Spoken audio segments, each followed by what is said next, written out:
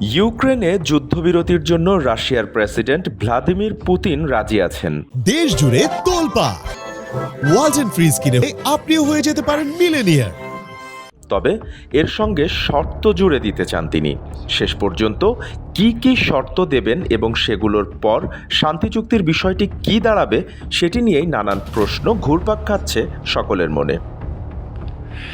Вы представляете, почти 2000 километров.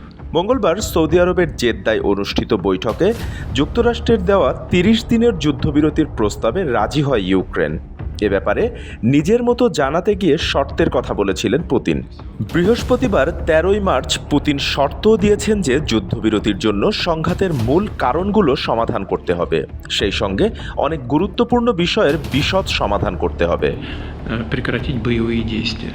এদিকে পুতিনের প্রতিক্রিয়াকে ধূর্ততা হিসেবে ব্যাখ্যা করেছেন ইউক্রেনের প্রেসিডেন্ট ভলোদিমির জেলেনস্কি। з Росії дуже передбачувані. তিনি শান্তি চুক্তি জোরদার করার জন্য রাশিয়ার উপর আরও নিষেধাজ্ঞা আরোপের আহ্বান জানিয়েছেন। জেলেনস্কি বলেছেন, রাশিয়ার প্রেসিডেন্ট প্রায়ই এমনটা করেন। তিনি সরাসরি না বলেন না, বরং এমন কিছু করেন যা কেবল বিষয়গুলোকে বিলম্বিত করে বা সিদ্ধান্ত নেওয়াকে অসম্ভব করে তোলে। যদিও ট্রাম্প বলেছিলেন বল এখন রাশিয়ার কোর্টে, কিন্তু এই মুহূর্তে পরিস্থিতি বলছে পুতিন হয়তো বল খেলতে চান না। And they're in very serious discussions. As you know, Ukraine is Bappi Khan, SA TV digital.